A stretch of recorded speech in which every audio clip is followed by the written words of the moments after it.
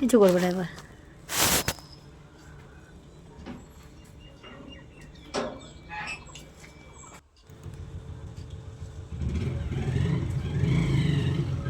Good morning, welcome back to my channel Rupa Malaka ব্লগে তোমাদের স্বাগতম। খুব খুব ভালোবাসা। আজকে শুক্রবার নতুন একটা ব্লগ নিয়ে চলে এসেছি। সারাদিন কি করছি না করছি দেখতে থাকো, আমার সাথে থাকো, না স্কিপ করে পুরো ভিডিওটি কন্টিনিউ দেখতে থাকো। দেখতে পাচ্ছ ছাদে এসেছি জামা কাপড় মেলতে। কালকে প্রচুর কাঁচা হয়েছে, সেইভাবে মেলার জায়গা ছিল না, শুকায়নি। তো আজকে আর একবার চলে এলাম মেলতে। ঠিক আছে চলো আমার সাথে থাকো, সারাদিন দেখতে থাকো। প্রচণ্ড পরিমাণে গলা বসে গেছে, ঠান্ডা লেগেছে। চলো জামা কাপড় মেলি, তারপর তোমার সামনে আসছি। দেখো ছাদে আজকে জামা কাপড় মেলতে এলাম। এইগুলো হচ্ছে কালকের কাঁচা, কাজের এক মাসিকে দিয়ে আমি সমস্ত জামা কাপড় কেচে নিয়েছিলাম। কারণ আট গামলা জামা কাপড় কাচা হয়েছে।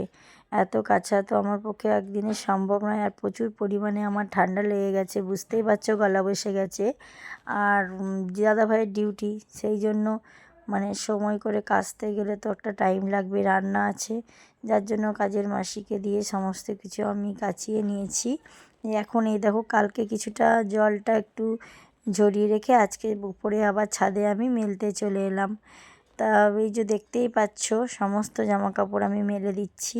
এইখানে মেলে দিলে না খুব ভালো শুকায়, কিন্তু সত্যি বলতে প্রত্যেক দিন এতটা মানে ছাদে উপরে আসা যায় না, তাই ভাবছি এবার থেকে ছাদেই জামা কাপড় মেলবো। গিয়ে তোমাদের সাথে একটু ঘুরে দেখাচ্ছি। দেখো সূর্যি মামা কত সুন্দর উঠেছে। আর এই যে জামা কাপড় সমস্ত এখানে মেলা হয়ে গেল। কাল থেকে যত জামা কাপড় হবে এখানেই নিয়ে আসবো। এখানে মেলে বেশ তাড়াতাড়ি শুকিয়ে যায়। আর যেহেতু রোদটা খুব ভালো পড়ে, তার জন্য খুব তাড়াতাড়ি শুকিয়ে যায়। যায় এবার নিচে যায়। আরও কিছু জামা কাপড় আছে যেগুলো আবার আমাকে আনতে হবে, তার জন্য নিচে যাচ্ছি। আজকে কালকে সব বাড়ির লোকজন চলে গেছে বৃহস্পতিবারে, তারপরে কিছুই আমি ভিডিও শ্যুট করতে পারিনি। ঘরে চারিদিকে কাজ ছড়ি ছিল, আস্তে আস্তে সব সামলে নিয়ে শুক্রবার থেকে তোমাদের সামনে ভিডিও আমি শেয়ার করব।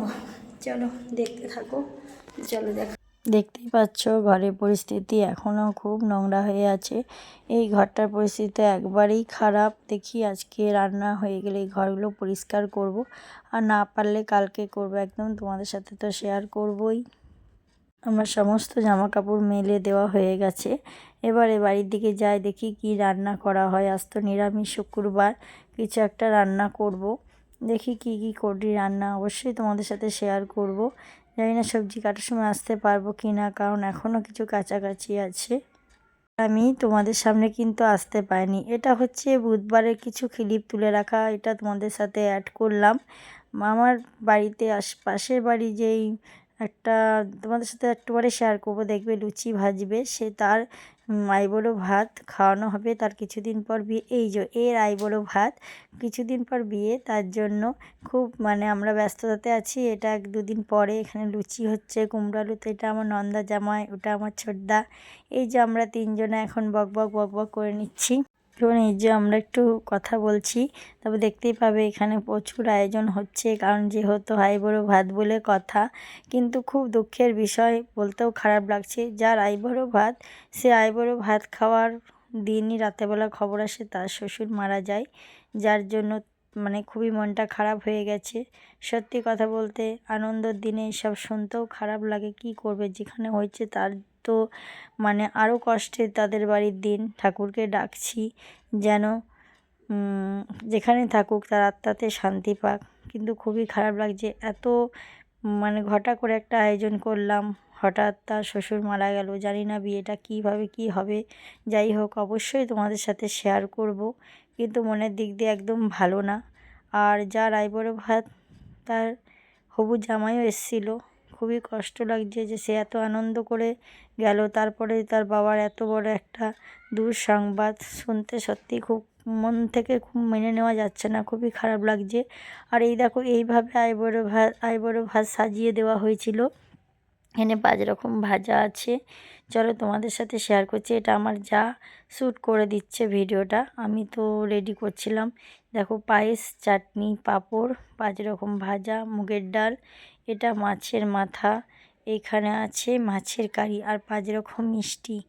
এত সুন্দর করে এত আনন্দ করে সব কিছু করার পর যখন একটা কোনো খবর শোনা যায় না, সত্যিই মন থেকে মেনে নেওয়া যায় না, প্রচণ্ড কষ্ট লাগে। কী আর করার আছে, যার যতটা নিয়তি তার ততটাই হবে, কিছু করার নেই।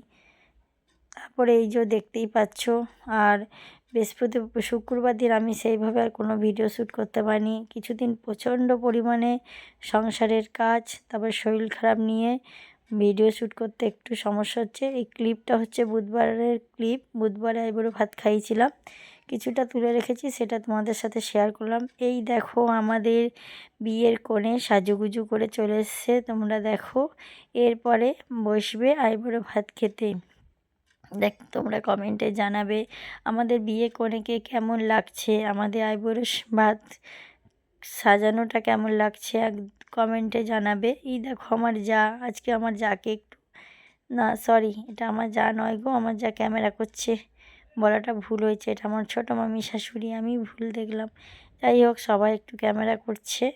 আর এই যে আমি আমার বোনকে আশীর্বাদ করব বলে বসলাম, এটা আমার বোনের আইবুড়ো ভাত, তাই একটু এই যে আশীর্বাদ করব বলে বসছি। আর আমার পুচকুকে ওর মা এখন খাওয়াতে নিয়ে যাচ্ছে। আর এই যে বিয়ের কোণে নিজেই ফটোশ্যুট করতে ব্যস্ত, এখন কাকে দিয়েছে বলছে আমার ভিডিও করে দে। এই যে একটা আশীর্বাদ করছি, সত্যি বলতে যখন ভয়েস দিচ্ছি না, তখন মনটার মধ্যে খুব কষ্ট লাগছে যে এত আনন্দ করে সমস্ত কিছু জোগাড় করে এত কিছু করলাম, এত বড় একটা সংবাদ শুনতে সত্যিই মনটা খুব খারাপ লাগছে। যাই হোক, এই দেখো সবাই মিলে আশীর্বাদ করবে।